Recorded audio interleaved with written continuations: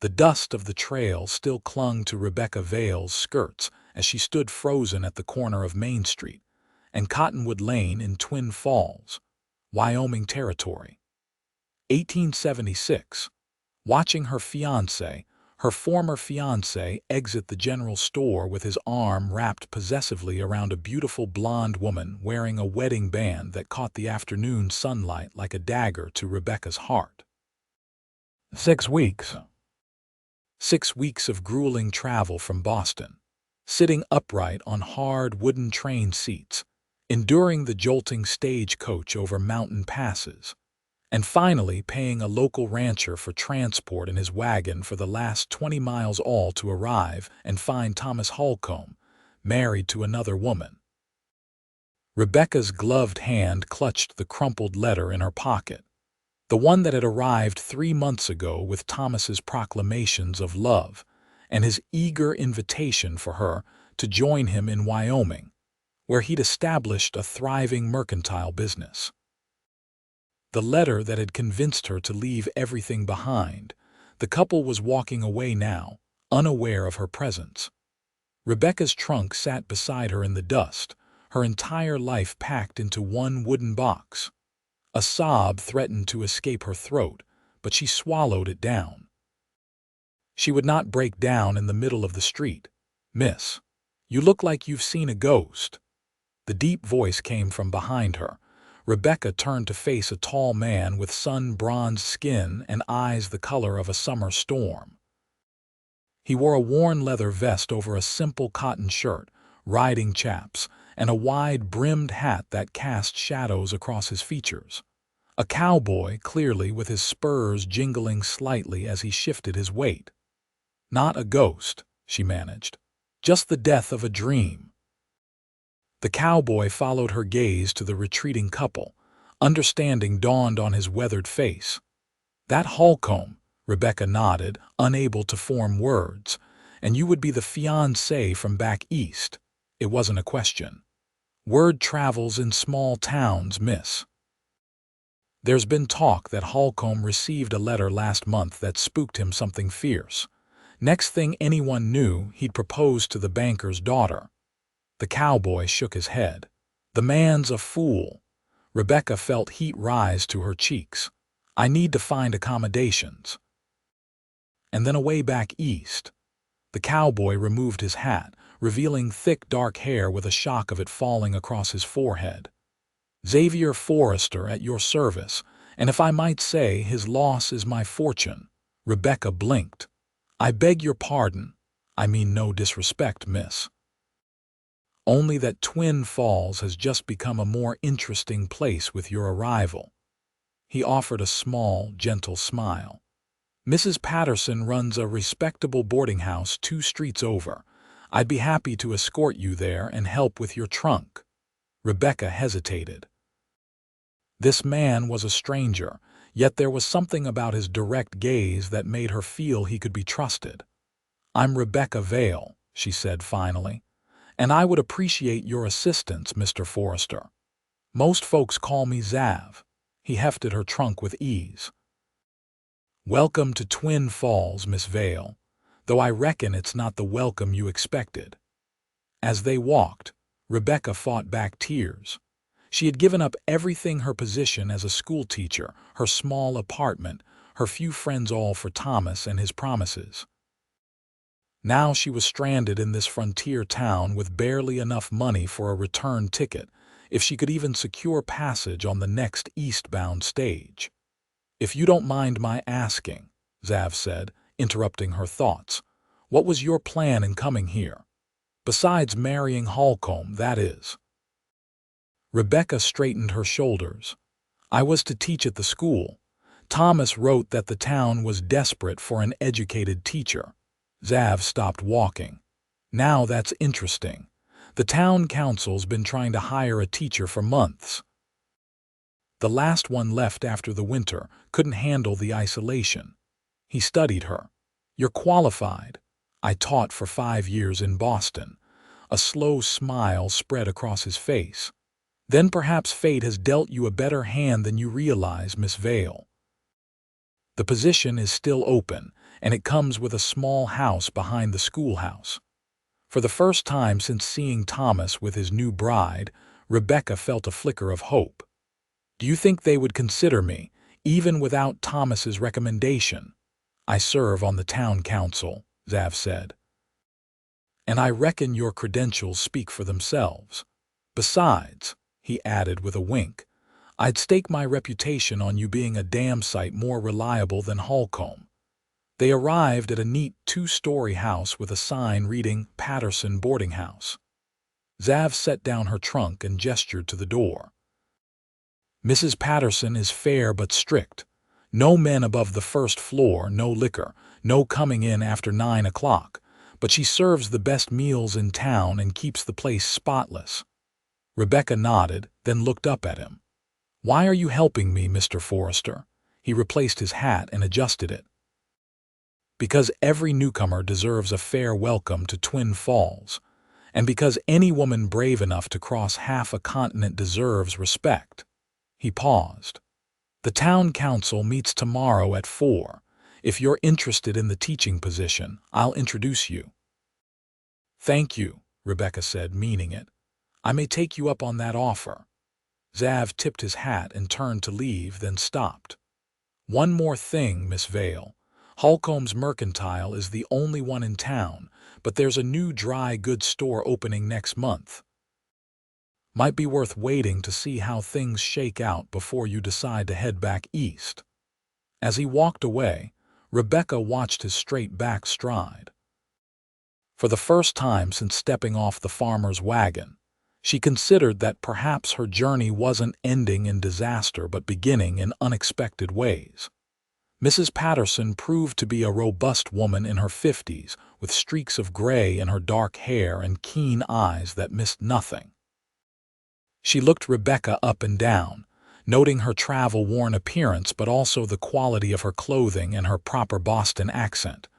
Room and board is $2 a week, paid in advance, she said briskly. Meals at 7, noon, and 6. No gentlemen callers in private rooms.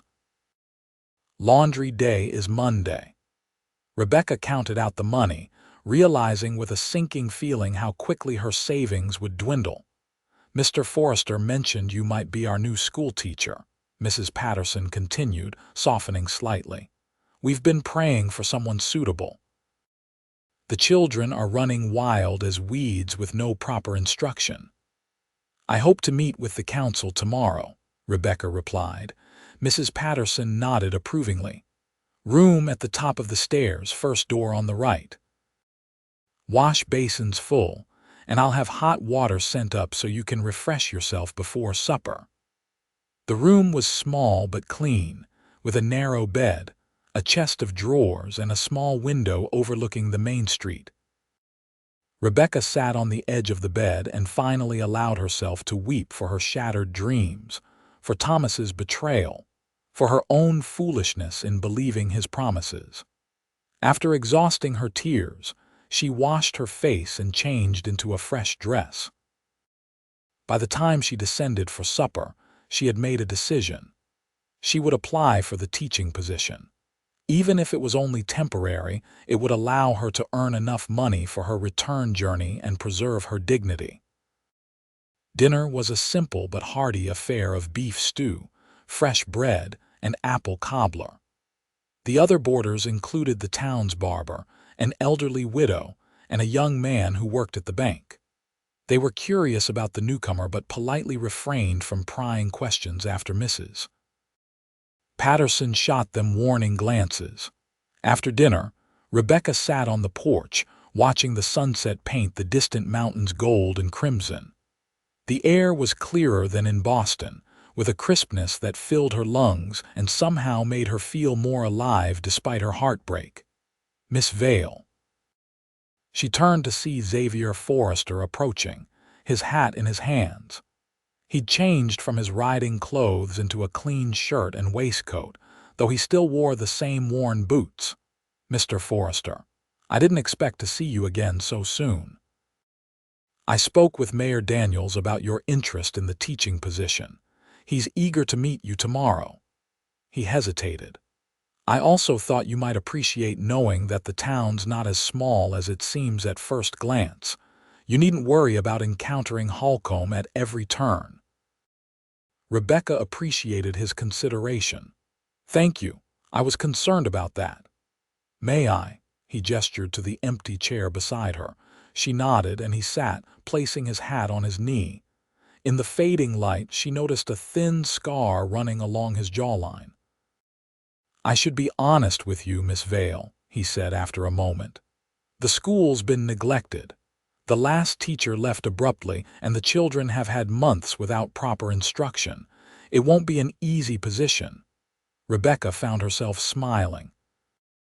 I taught 30 children of Irish immigrants in a one-room schoolhouse in Boston with a leaking roof and not enough books to go around, Mr. Forrester. I'm not afraid of hard work. His eyes crinkled at the corners. I believe you, and please call me Xav. Only if you'll call me Rebecca. A comfortable silence fell between them as the last light faded from the sky and stars began to appear, brighter and more numerous than she'd ever seen in Boston. It's beautiful here, she admitted. It can be harsh too, Xav replied. Winters that freeze your breath, summers that bake the land to dust. But there's a freedom to it. He looked at her. What made you agree to come west, if you don't mind my asking, besides Holcomb? Rebecca considered the question. I suppose I wanted adventure. Boston is predictable. My parents passed away 5 years ago, and I found myself following their carefully laid plans for my life without questioning why. Teaching was their choice for me. When Thomas wrote about Wyoming, about building something new together, it seemed like a chance to write my own story. Xav nodded. The West is good for that, fresh starts. He stood and placed his hat back on his head. I should let you rest. You've had a trying day. Thank you again for your kindness, Xav. My pleasure, Rebecca. He tipped his hat. I'll come by tomorrow at 3:30 to escort you to the council meeting, if that suits. After he left, Rebecca remained on the porch, thinking about fresh starts and the unexpected turn her life had taken. The pain of Thomas's betrayal was still raw, but beneath it, she felt something else, a tentative excitement about what might lie ahead. The next morning, Rebecca woke early and spent time carefully selecting her outfit for the council meeting. She chose her most professional dress, a navy blue with white trim, and styled her chestnut hair in a simple but neat arrangement. She wanted to make a good impression, to be seen as the serious educator she was. After breakfast, she decided to explore the town. Twin Falls was smaller than she'd imagined from Thomas's letters, but it had the essentials. The general store, which she carefully avoided, a bank, a church, a saloon, a blacksmith, and various other businesses serving the town and surrounding ranches. The schoolhouse sat at the edge of town, a simple white building with a small bell tower. Rebecca approached it cautiously, testing the door and finding it unlocked. Inside, the single room was dusty and neglected. Desks were arranged haphazardly, and the blackboard had remnants of lessons from months ago. A quick inspection of the book cupboard revealed a modest but respectable collection of readers, arithmetic texts, and even a few volumes of literature and history. Behind the schoolhouse stood a tiny cabin, presumably the teacher's quarters. Rebecca peeked through the windows, seeing a small stove, a bed, a table with 2 chairs, and little else. It was humble but would be her own space if she got the position. Lost in thought about how she would organize the classroom and what supplies she would need, Rebecca didn't hear the approaching footsteps until a voice spoke. It needs work, but it has potential. She whirled around to find Xav standing in the doorway, sunlight streaming in behind him. You startled me, she said, pressing a hand to her chest. Sorry about that. He stepped inside, looking around. Mrs. Patterson mentioned you'd gone exploring, thought I might find you here. Rebecca gestured to the classroom. It's better than I expected, actually. The fundamentals are here. Xav smiled, spoken like a true teacher. He moved closer, stopping at a respectful distance. I wanted to warn you before the council meeting. Thomas Holcomb might be there. Rebecca's stomach tightened. Why? He sits on the council as the town's merchant. Xav's expression darkened slightly. I can request he recuse himself, given the circumstances. Rebecca took a deep breath. No, I won't hide from him or give him the satisfaction of thinking he's affected my plans. If he can face me, I can certainly face him. Admiration flashed in Xav's eyes. As you wish. Just know you have allies in that room. They walked back toward town together, Xav pointing out landmarks and sharing bits of local history. He'd come to Wyoming 10 years earlier, he told her, working first as a ranch hand before saving enough to buy his own small spread 5 miles outside of town. It's nothing fancy, he said, but the land's good, and I've built up a decent herd. Enough that I can spend time serving on the town council and helping with community matters. You seem to care deeply about this place, Rebecca observed. I helped build it, he replied simply. When I arrived, Twin Falls was barely more than a trading post. Watched it grow, contributed where I could. There's satisfaction in that. As they neared the town hall, Rebecca's anxiety returned. In less than an hour, she might face Thomas for the first time since arriving. The thought made her palms sweat inside her gloves. Rebecca, Xav said quietly, stopping her with a gentle hand on her arm. Whatever happens in there, remember that you're here on your own merits. Your qualifications, your character, those speak for themselves. His confidence bolstered her courage. Thank you, Xav. The town council consisted of 5 members. Mayor Daniels, a banker named Harrison, the local doctor, Thomas Holcomb, and Xavier. They sat behind a long table in the town hall, with chairs arranged facing them for visitors. Rebecca entered with her head high, meeting each man's gaze directly as Xav introduced her. Thomas's face had gone pale when she walked in, his expression a mixture of shock and discomfort. He'd clearly not expected her to appear before the council. Miss Vale comes highly recommended, Xav was saying. She taught for 5 years in Boston and has experience with children of all ages and backgrounds. Mayor Daniels, a portly man with mutton chop sideburns, leaned forward.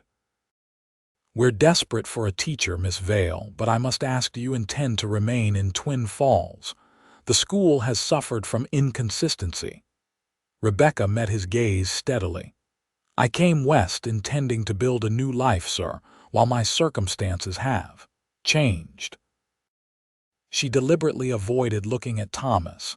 My desire to contribute to a community has not. I'm prepared to commit to at least a full school year, after which we could reassess. Your credentials are impressive, Dr. Simmons noted, reviewing the references she'd provided. But teaching out here is different from Boston. The children range widely in age and education. Some have never had formal schooling. I'm familiar with mixed-age classrooms, Rebecca assured him. In Boston, I taught immigrants' children who'd never seen the inside of a schoolhouse before. I developed methods to work with each child at their level while maintaining order. The questions continued about her teaching philosophy, how she would handle discipline, what subjects she felt most qualified to teach. Rebecca answered each thoroughly, drawing on her experience. Finally, Thomas spoke, his voice strained. Miss Vale, forgive my bluntness, but are you certain you wish to remain in Twin Falls, given recent events? Wouldn't returning east be more comfortable? The room fell silent. Rebecca could feel every eye upon her, including Xav's steady, supportive gaze. Mr. Holcomb, she replied evenly. I have never allowed personal disappointments to dictate my professional choices. I came west seeking new opportunities, and I still intend to find them. Whether that makes you comfortable or not is, frankly, irrelevant to my qualifications for this position."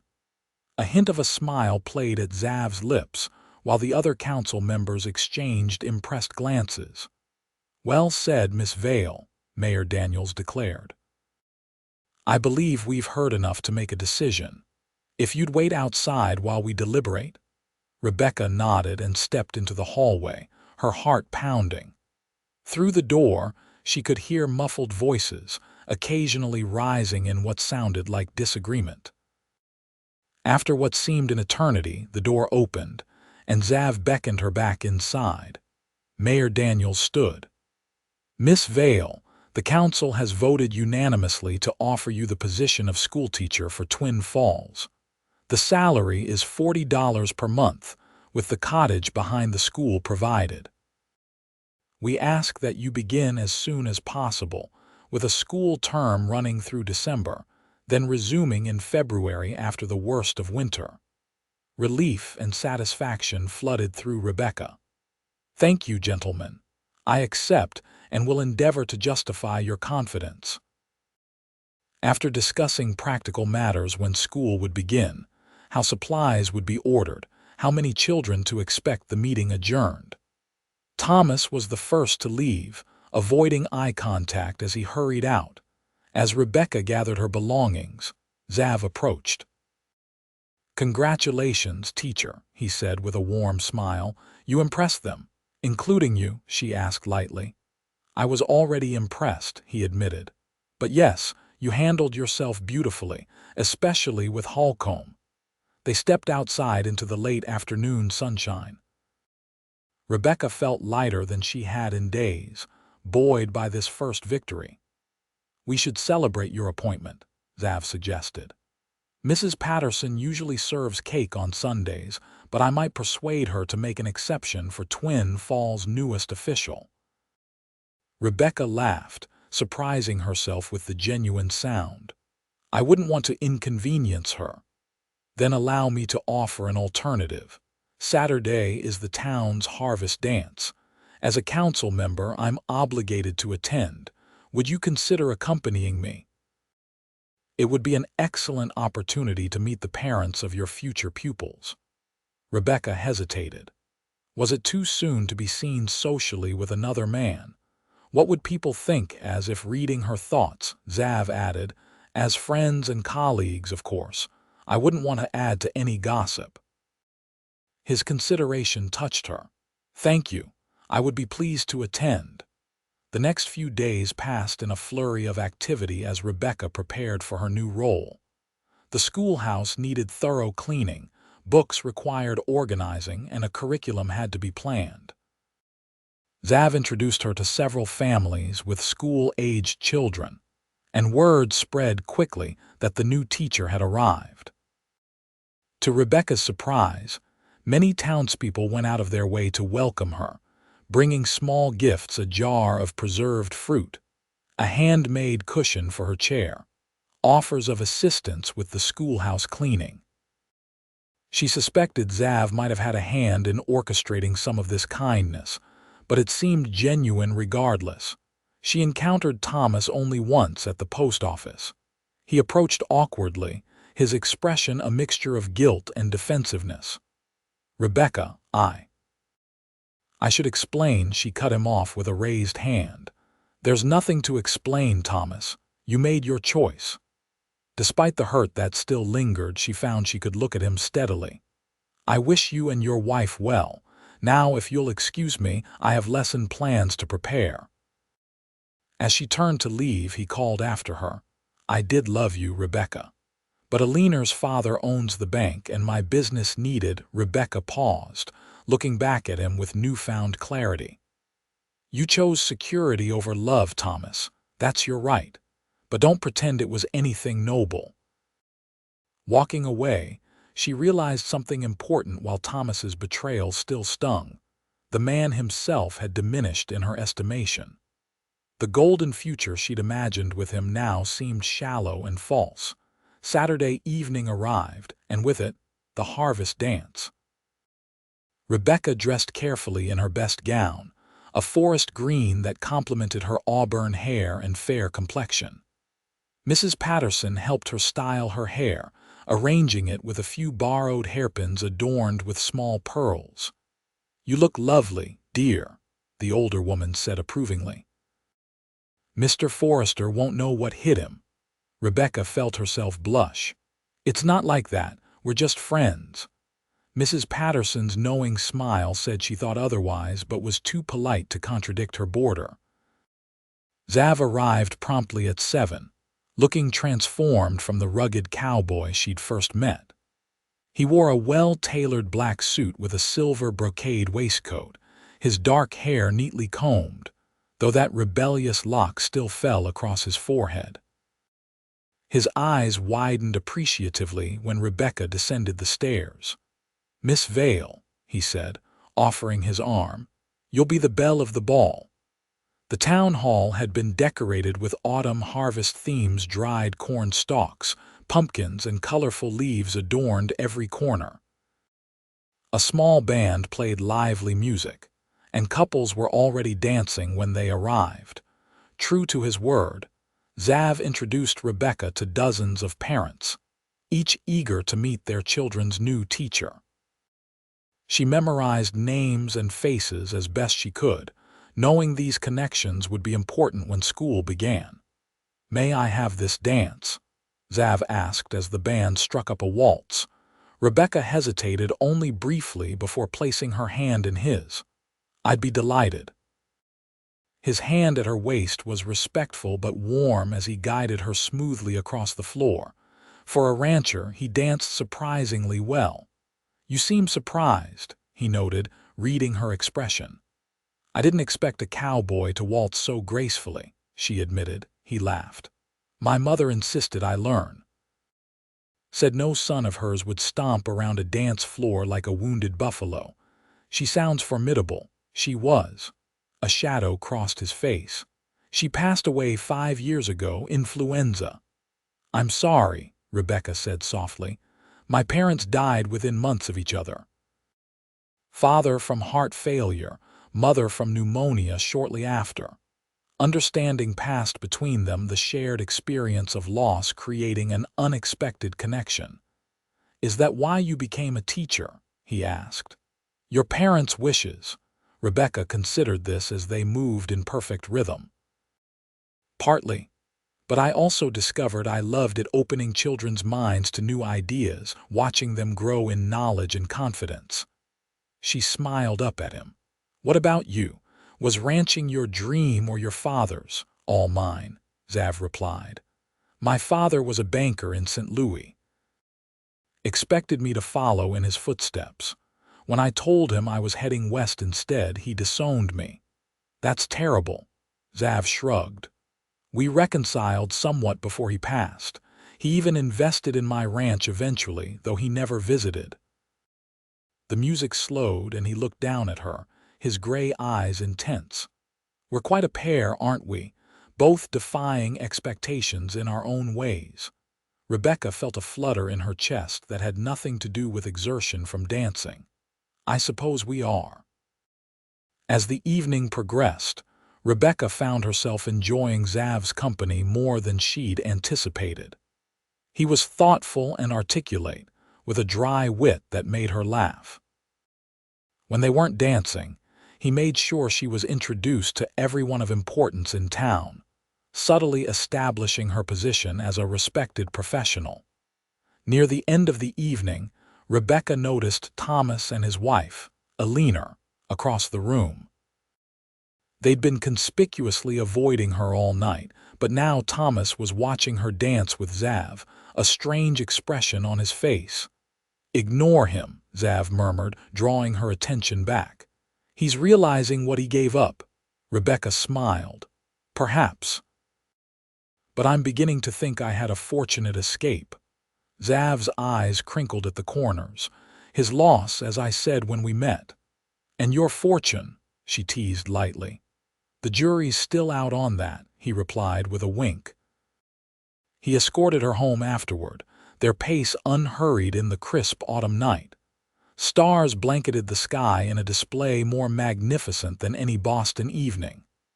"Thank you for tonight," Rebecca said as they reached Mrs. Patterson's porch. "I feel much more prepared to face my students knowing I've met their families." "The pleasure was mine," Xav replied. "Though I should warn you, after seeing you in that green dress, half the unmarried men in town will be finding excuses to visit the schoolhouse." Rebecca laughed. "I doubt that." Xav's expression grew serious.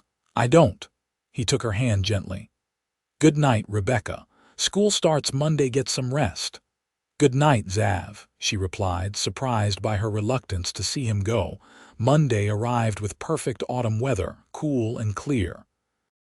Rebecca stood nervously at the schoolhouse door, bell in hand, watching as children began to gather in the yard.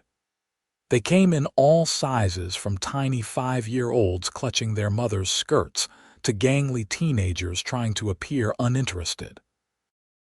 At precisely 8 o'clock, she rang the bell, its clear tone echoing across the town.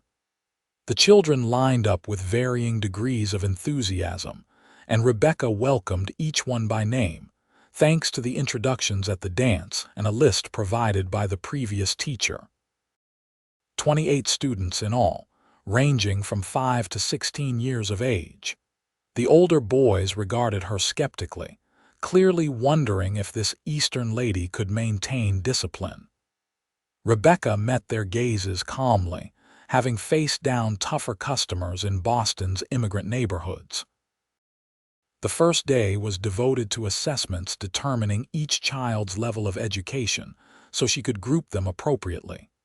By midday, Rebecca had a clear picture of the challenges ahead. Some of the older children read quite well, but had gaps in their mathematical knowledge. Others could cipher complex problems but struggled with basic grammar. A few of the youngest had never held a pencil before. As the children ate their lunch pails in the schoolyard, Rebecca heard a horse approaching. Looking up, she saw Xav dismounting, carrying a small basket. "Thought you might appreciate lunch on your first day," he said, handing her the basket. Inside was a cloth-wrapped sandwich, an apple, and a small jar of lemonade. "That's very thoughtful," she said, genuinely touched. "How did you know I forgot to pack anything?" "Teacher's first day." Seemed a fair guess. He leaned against the doorframe, watching the children play. "How are they behaving?" "Better than I expected," Rebecca admitted, "though I suspect they're still sizing me up." Xav chuckled. "Wait until tomorrow. Once they realize you're not leaving after one day like the last fellow, they'll test your limits."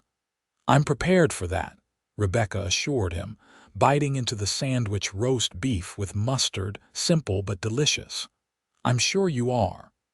His eyes held that warmth that was becoming familiar. "The town's buzzing about you, you know. The brave Eastern lady who faced down the council and danced like an angel." Rebecca felt herself blush. "People exaggerate." "Not about the dancing," he said with a smile, then straightened up.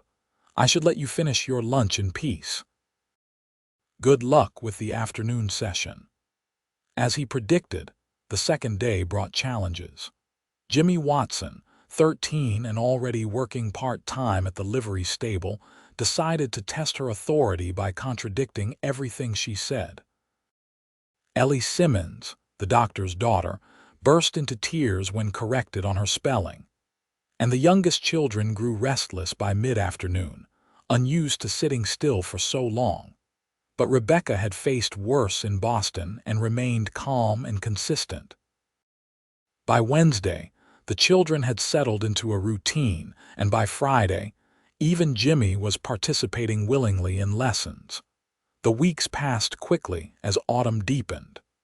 Rebecca found herself settling into life in Twin Falls with surprising ease. She established a lending library corner in the schoolhouse, organized a weekly spelling bee that became a community event, and started adult reading classes 2 evenings a week.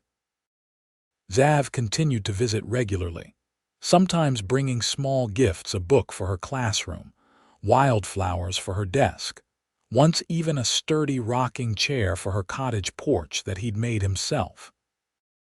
They developed a comfortable friendship, with Xav often staying to help with repairs around the schoolhouse or simply to talk as Rebecca graded papers.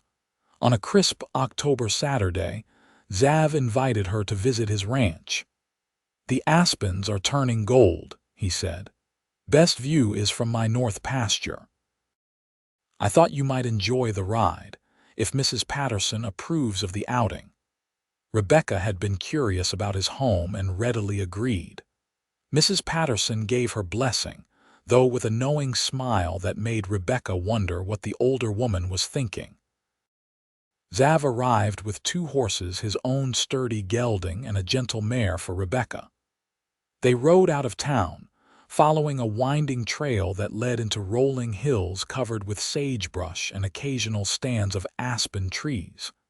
"It's beautiful," Rebecca said, taking in the vast landscape. Growing up in Boston, she'd never experienced such open space, such enormous sky.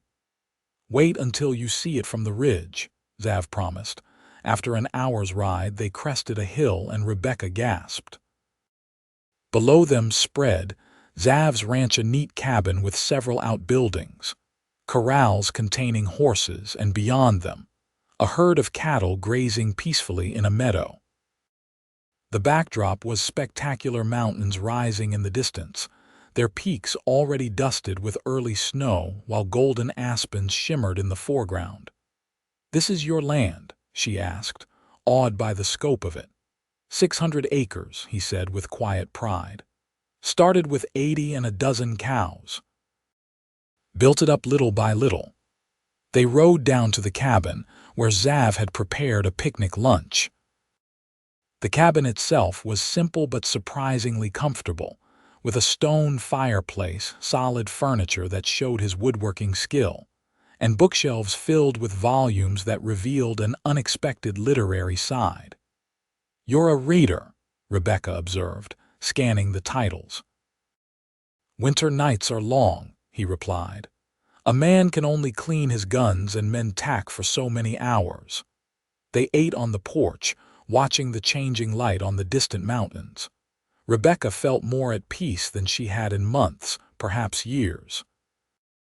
The pain of Thomas's betrayal had faded to a dull ache, overshadowed by her satisfaction with her new life, and she had to admit her growing feelings for the thoughtful cowboy beside her. "Penny for your thoughts?" Xav asked, breaking her reverie. Rebecca smiled. "I was just thinking how differently everything turned out from what I'd planned. When I first saw Thomas with Alina, I thought my world had ended. But now, he prompted when she trailed off. "Now I can't imagine being anywhere else," she finished honestly. Xav's expression softened. "I'm glad to hear that." As they prepared to ride back to town, storm clouds gathered on the horizon. Xav frowned at the darkening sky. "We should hurry. Wyoming storms can turn nasty quick." They mounted up and rode at a faster pace, but the storm moved faster still. Halfway back to town, rain began to fall, heavy and cold. Lightning flashed, followed by booming thunder that spooked Rebecca's mare. The horse reared, and despite Rebecca's efforts to stay mounted, she slipped from the saddle, landing hard on the rocky ground. "Rebecca!" Xav was off his horse in an instant, kneeling beside her. "Are you hurt?" She winced, trying to stand. "My ankle, I think I twisted it." The rain was falling in earnest now, drenching them both. Xav looked around, assessing their situation. "There's a line shack half a mile east. We can shelter there until the storm passes." He helped her onto his horse, then mounted behind her, one arm securely around her waist as he led her mare with the other hand. Rebecca was acutely aware of his solid presence at her back, his breath warm against her rain-soaked hair. The line shack was little more than a one-room cabin with a small stove, a narrow cot, and basic supplies for cowboys working distant pastures. Xav helped Rebecca inside, then quickly unsaddled the horses and secured them in the lean-to attached to the cabin. Inside, he lit a lamp and started a fire in the small stove while Rebecca sat shivering on the cot. Her dress was soaked through, her hair plastered to her head. "You need to get out of those wet clothes," Xav said practically, rummaging through a trunk. "There are spare clothes here for the hands." "Not pretty, but dry." He pulled out a flannel shirt and canvas pants. "I'll step outside while you change." "You're soaked too," Rebecca protested. "I'll change after you." He stepped outside despite the rain, giving her privacy. Rebecca peeled off her wet dress and petticoats, wrapping herself in a wool blanket before removing her wet chemise and drawers. The men's clothing was comically large but blissfully dry. She rolled up the pant legs and sleeves, then called Xav back in. He was still dripping wet, his dark hair plastered to his head. "Your turn," Rebecca said, pointing to the other set of dry clothes he'd found. She turned her back, giving him the same privacy he'd granted her. Once they were both in dry clothes, Xav examined her ankle, his touch gentle but sure. "Not broken, I think, but a bad sprain. You should stay off it tonight." The rain continued to pound on the roof, and occasional lightning illuminated the small space. Rebecca realized with a mixture of anxiety and something else she couldn't name that they would likely be stuck here until morning. As if reading her thoughts, Xav said, "I'll ride for town as soon as the lightning passes. Mrs. Patterson will be worried." "In the dark, that's dangerous," Rebecca objected. "More dangerous to your reputation to spend the night here," he countered. Rebecca considered this. "My reputation survived Thomas's rejection. I think it can survive a rainstorm and a sprained ankle." Xav looked at her uncertainly. "Are you sure? People talk." "Let them," she said with sudden conviction. "We've done nothing wrong, and I won't have you risking your neck on treacherous trails in the dark." He studied her for a long moment, then nodded. "First light, then." He looked around the small cabin. "I'll take the floor. You should have the cot."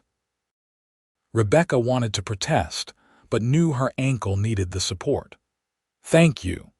They shared a simple meal of jerky and hardtack from the cabin's supplies, sitting close to the stove for warmth. Outside, the storm raged on, but inside, a different kind of tension was building, one made of shared glances, careful movements to avoid touching, and conversations that seemed charged with unspoken meaning. "Tell me about Boston," Xav said as they sipped coffee warmed on the stove. "Do you miss it?" Rebecca considered the question. "I miss certain things, the libraries, the concerts, walking in the public garden in spring, but Boston can be confining. So many rules about proper behavior, so many expectations. And Wyoming isn't confining, differently confining perhaps. The physical environment has more constraints, but socially." She smiled. "I've found more freedom here than I ever had in Boston." "Freedom to be yourself," Xav suggested. "Exactly." She looked at him curiously. "What about you? Do you ever miss St. Louis?"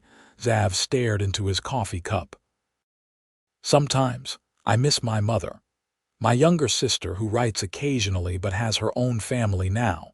He shrugged.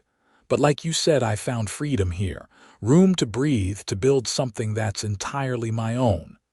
As night deepened, the conversation turned more personal. Rebecca found herself telling Xav about her childhood dreams, her disappointments, her hopes. He listened intently, asking thoughtful questions that showed genuine interest. In turn, he shared stories of his early days in Wyoming, the harsh winters, the mistakes he'd made, the lessons he'd learned the hard way. There was no pretense between them, no posturing or false modesty. "You know," Rebecca said as the fire burned low, "when Thomas wrote to me about Wyoming, he painted this picture of wealth and ease as if the West was just waiting to make everyone rich with minimal effort. You've never presented it that way." Xavier's expression darkened. Holcomb sees what he wants to see. He came west looking for quick prosperity, not understanding that everything worthwhile here is built through hard work and perseverance. Like your ranch, Rebecca said softly. Like your school, he countered with a smile. You've accomplished more in 2 months than the previous teacher did in a year. The compliment warmed her more than the fire. I've had help. You've had support, he corrected. The accomplishments are yours. Eventually, they had to address sleeping arrangements.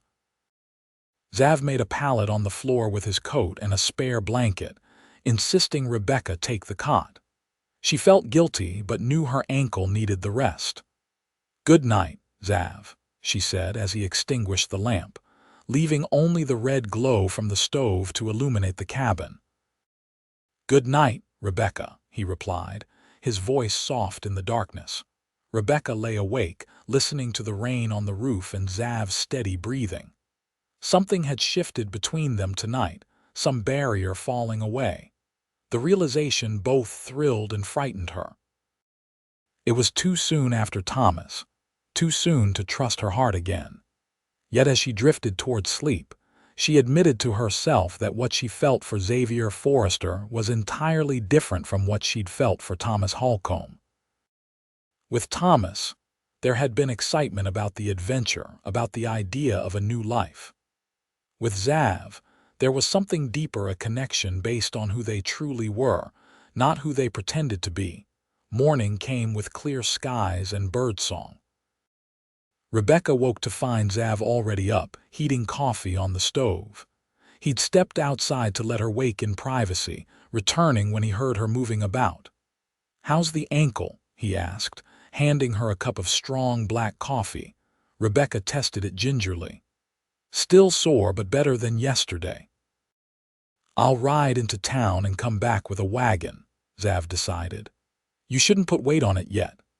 Rebecca nodded, suddenly aware of her disheveled appearance, her hair loose and tangled, wearing men's clothing several sizes too large. Yet Xav was looking at her with such warmth in his eyes that she couldn't feel self-conscious. Last night, she began hesitantly. Was unexpected but not unwelcome, he finished for her. At least not for me. Their eyes met, and Rebecca saw in his gaze the same emotions she was feeling, uncertainty mixed with hope, caution tempered by attraction. Not for me either, she admitted softly. Xav smiled, that slow, gentle smile that crinkled the corners of his eyes. We have time, Rebecca. No need to rush anything. His consideration touched her deeply. Thomas had always pushed for commitment, for decisions that suited his timeline. Xav was offering something different, space to heal, to be sure. Thank you, she said simply. He rode for town shortly after, promising to return within 2 hours.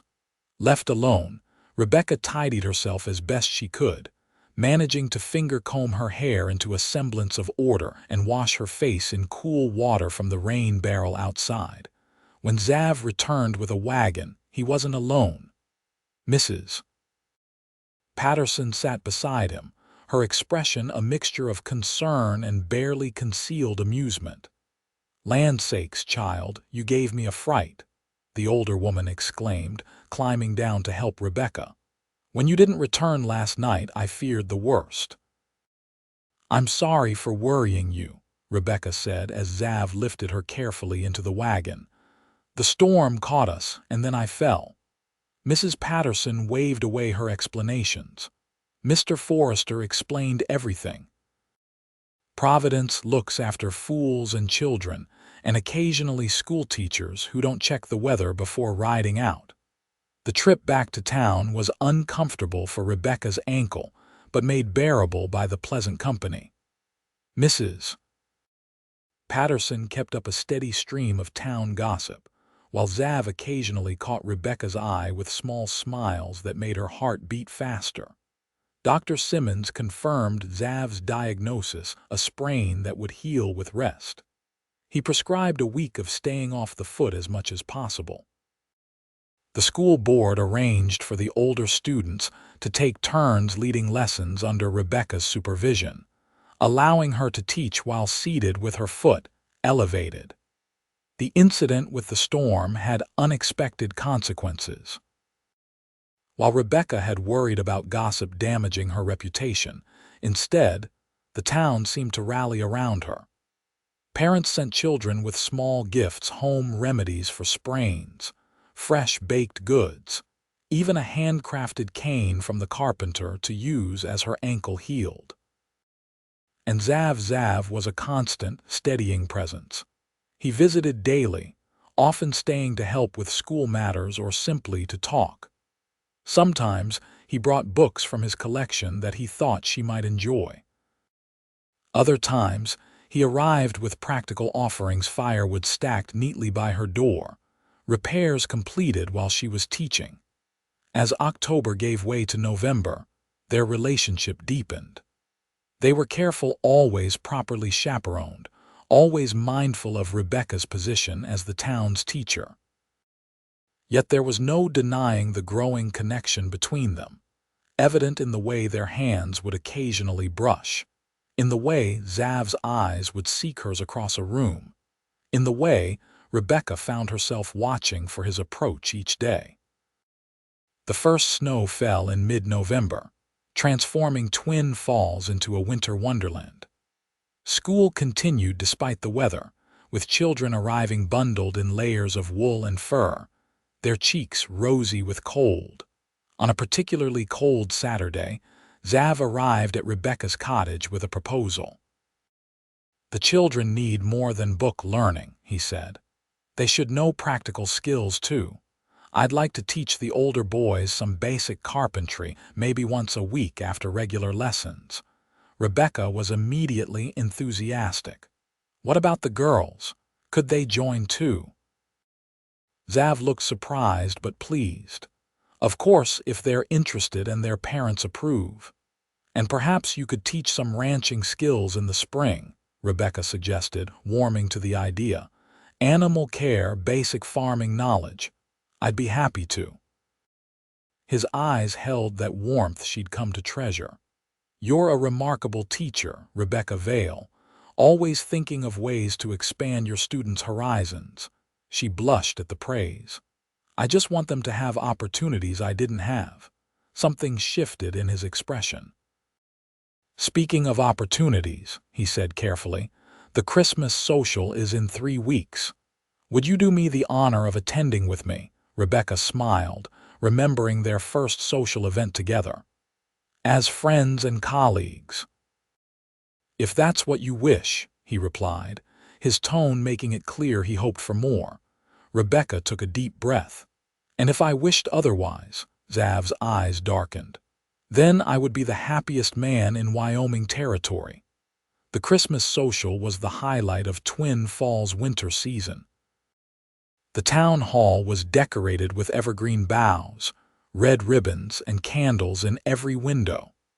Tables groaned under the weight of potluck dishes brought by each family, and the small band played festive tunes. Rebecca wore her finest dress, deep burgundy velvet that she'd been saving for a special occasion. Mrs. Patterson had helped style her hair, incorporating small sprigs of holly for a festive touch. When Zav arrived to escort her, his expression of admiration made the hours of preparation worthwhile. He, too, had dressed for the occasion in a new black suit with a silver watch chain crossing his waistcoat. "You take my breath away," he said simply, offering his arm. The social was a joyous affair. Rebecca's students performed recitations and songs they'd practiced for weeks. Gifts were exchanged. Punch was consumed in quantities that left the younger children giggling, and couples danced beneath paper stars hanging from the rafters. Thomas and Eleanor Holcomb were there, but Rebecca found she could greet them with genuine politeness, free from the sting of betrayal that had once accompanied the sight of them. Thomas seemed uncomfortable, but Eleanor was surprisingly friendly, complimenting Rebecca on her student's performance. "You've done wonders with the school," Alina said. "Thomas told me you were an excellent teacher in Boston, but seeing it firsthand is impressive." "Thank you," Rebecca replied, genuinely touched by the praise. As the evening progressed, Xav led Rebecca outside for a breath of fresh air. The night was cold but clear, stars blazing above in familiar patterns she'd come to know during her months in Wyoming. "I have something for you," Xav said, reaching into his pocket. He pulled out a small package wrapped in brown paper and tied with string. "Merry Christmas, Rebecca." She unwrapped it carefully to find a small wooden box, exquisitely carved with delicate wildflowers. Opening it, she discovered a silver pendant shaped like an open book, with tiny words engraved on its pages. "It's beautiful," she whispered, running her finger over the engraving. "Read what it says," Xav urged softly. Rebecca tilted it toward the light spilling from the town hall windows. "To new chapters and fresh starts," she read aloud, her voice catching. "When you first arrived in Twin Falls, you were beginning a new chapter," Xav said, taking her hands in his. "So was I, though I didn't realize it then." Rebecca looked up at him, her heart pounding. "Xav, I'm not asking for promises yet," he said quickly. "I know it's been less than 6 months since you arrived, but I want you to know that I'm falling in love with you, Rebecca Vale. Not the idea of you, but the real you, the dedicated teacher, the woman who faced down Thomas Holcomb without flinching, the person who sees beauty in this harsh land." Tears pricked Rebecca's eyes. "I'm falling in love with you too," she admitted. "It frightens me how much." "We can take it slowly," he assured her, reaching up to brush a tear from her cheek. "I just wanted you to know where my heart stands." In the quiet of the winter night, with Christmas music floating through the air and stars shining overhead, Xavier Forrester kissed Rebecca Vale for the first time.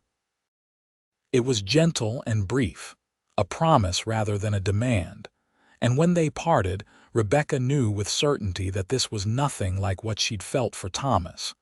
This was real, built on shared values and mutual respect. This was worth risking her heart for. Winter deepened, bringing freezing temperatures and occasional blizzards that forced school closures. Rebecca used these unexpected free days to visit Xav's ranch when weather permitted, learning about winter operations and helping with indoor tasks. They read together by the fireplace, talked for hours about their hopes and dreams, and gradually, carefully, allowed their relationship to deepen. By February, when school resumed after the winter break, their courtship was common knowledge in Twin Falls. Far from disapproving, most townspeople seemed pleased. Rebecca had proven herself as a dedicated teacher, and Xav was a respected rancher and council member. Even Mrs. Patterson relaxed her strict rules, allowing Xav to call on Rebecca in the boarding house parlor rather than requiring them to sit on the porch in the freezing cold. As winter gave way to spring, Rebecca found herself contemplating a future she hadn't imagined when she first arrived in Wyoming. The school term would end in May, and she had promised the town council a year of teaching. That commitment would be fulfilled in August, and then what, return east? The thought no longer held any appeal. Stay in Twin Falls as the schoolteacher. Perhaps, but would that allow her relationship with Xav to progress naturally? These thoughts were on her mind one April afternoon as she walked with Xav along the creek that ran behind the schoolhouse. The ice had melted, and wildflowers were beginning to dot the banks with splashes of color. "Penny for your thoughts," Xav said, echoing the phrase that had become familiar between them. Rebecca smiled. "I was thinking about the future. The school term ends soon, and my year commitment will be up in August." Xav nodded, his expression serious. "I've been thinking about that too." He stopped walking, turning to face her. "Rebecca, I know we agreed to take things slowly, and I've tried to honor that, but I can't imagine my life without you in it anymore." Her heart began to race as he took both her hands in his. "I'm not Thomas Holcomb," he said firmly. "I'm not offering you a life of easy prosperity or grand adventures. What I have is a ranch that needs constant work, a life that involves early mornings and hard decisions, and a heart that's completely yours." He dropped to one knee, still holding her hands. "Rebecca Vale, will you marry me?" Tears filled Rebecca's eyes as joy rushed through her. "Yes," she whispered, then louder. "Yes, Xav, I will marry you." He stood and pulled her into his arms, kissing her with a passion that left her breathless. When they finally parted, he was grinning broadly. "I have something for you," he said, reaching into his pocket. He produced a simple gold ring with a small pearl set in the center. "It was my mother's. My father gave it to me before he died, said I should give it to the woman I wanted to spend my life with." As he slipped it onto her finger, Rebecca felt a sense of rightness, of coming home. "It's perfect," she said softly. They decided to marry in June, after the school term ended and before the busy summer season at the ranch. The entire town seemed involved in the preparations. Mrs. Patterson offering to host the reception at the boarding house, the church ladies planning the refreshments, even Thomas Holcomb contributing bolts of fine fabric for Rebecca's wedding dress as a peace offering of sorts. The wedding day dawned clear and warm, with a gentle breeze carrying the scent of wildflowers. Rebecca wore a gown of ivory silk with lace at the collar and cuffs, her hair adorned with a crown of spring blossoms. Her students formed an honor guard outside the church, throwing flower petals as she entered on the arm of Mayor Daniels, who had offered to give her away. Inside, Xav waited at the altar, looking handsome and slightly nervous in his new suit. When their eyes met, his face lit up with a smile so full of love that Rebecca's steps quickened, eager to reach his side. The ceremony was simple, but heartfelt. They exchanged vows they had written themselves, promising to support each other's dreams, to face life's challenges together, to build a future based on mutual respect and enduring love. "I once told you that Holcomb's loss was my fortune," Xav said as he slipped the wedding band onto her finger. "I had no idea then how true those words would prove to be.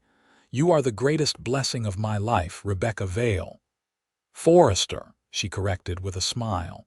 "Rebecca Forrester now."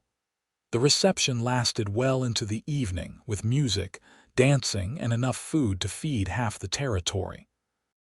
As twilight fell, Xav and Rebecca slipped away to begin their married life at the ranch, which had been transformed in preparation for her arrival.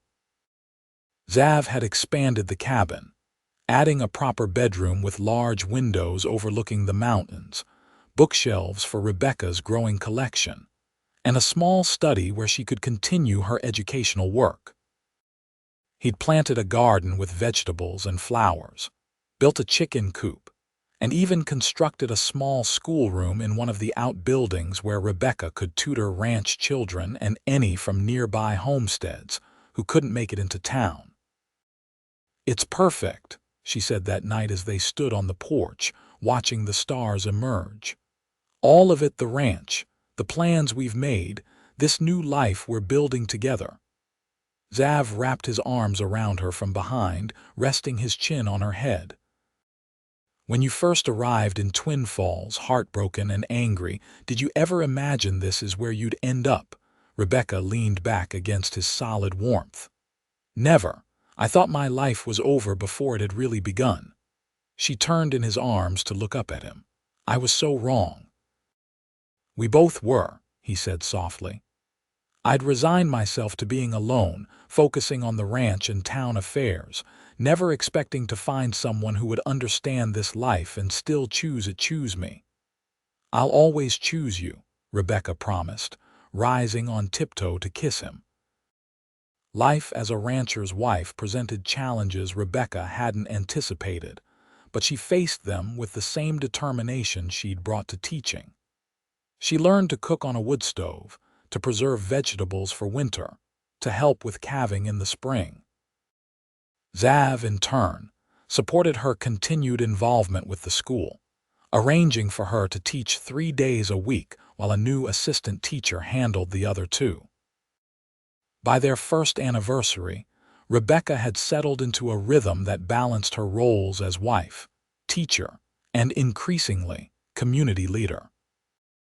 She'd started a lending library in Twin Falls, organized a women's literary society, and worked with Xav to establish agricultural education programs for local children.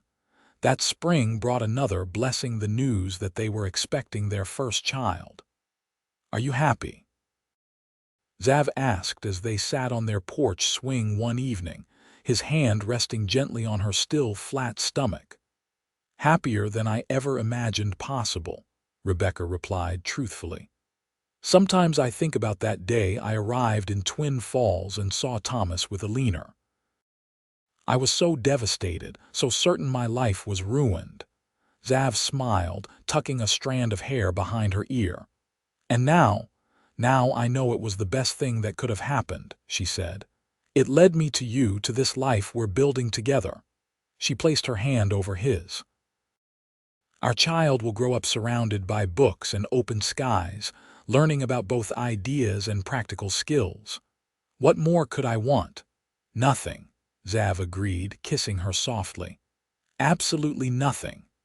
Their son, James William Forrester, was born on a crisp October morning with Dr. Simmons attending and Mrs. Patterson serving as midwife.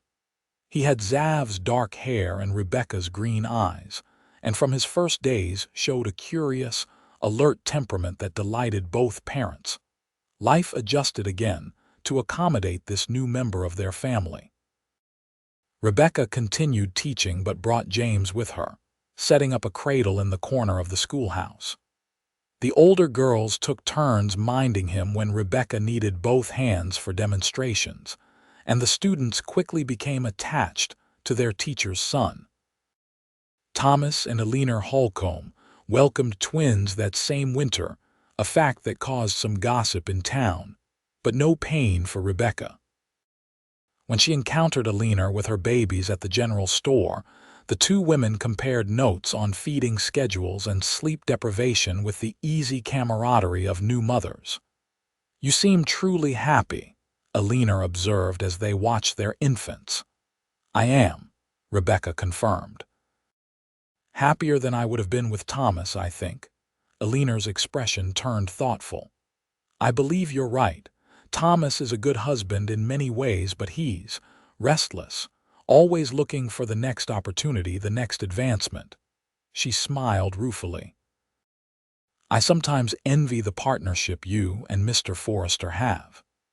As James grew from infant to toddler to an energetic 4-year-old, the family expanded again with the birth of a daughter, Sarah Elizabeth.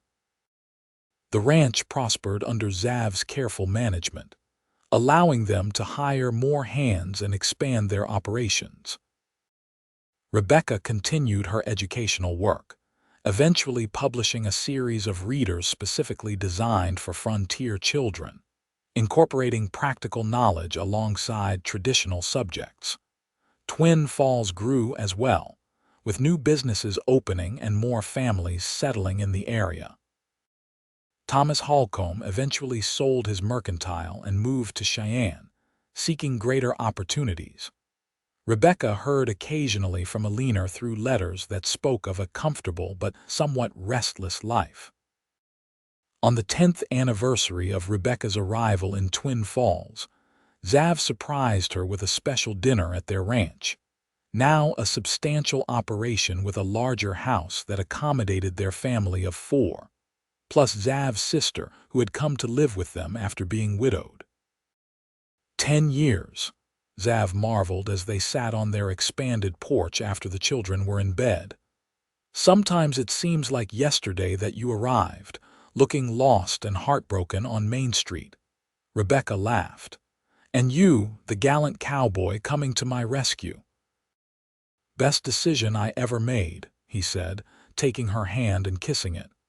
Do you ever regret it, not going back east when things fell apart with Holcomb? Rebecca looked out at the land they'd cultivated together, the ranch buildings. The garden now expanded to include fruit trees, the schoolroom where she taught local children 3 days a week, the distant mountains that had become as familiar to her as the Boston skyline once was. Never, she said with absolute certainty. This is where I belong, where we belong. Xav smiled, that same warm smile that had first captured her heart. His loss truly was my fortune, he said softly. And mine, Rebecca replied, leaning against her husband's shoulder as the stars came out over their Wyoming home. In the years that followed, Rebecca often thought about the strange twists of fate that had brought her to this life. Had Thomas not betrayed her? Had Xav not been there on that fateful day? Had she allowed pride to send her back east immediately, how different things might have been? Instead, heartbreak had led to healing, disappointment to discovery, and a shattered dream to a reality more satisfying than anything she could have imagined. The love she shared with Xav had only deepened with time, weathering the challenges of ranch life, the joys and worries of parenthood, the changes that came with age. And on quiet evenings, sitting together on their porch watching their children play against the backdrop of Wyoming's endless sky, Rebecca knew with absolute certainty that she had found where she was meant to be, not despite Thomas's betrayal, but because of it. His loss had truly been her fortune, in ways neither she nor Xav could have predicted on that dust-blown afternoon, when their paths first crossed on the streets of Twin Falls.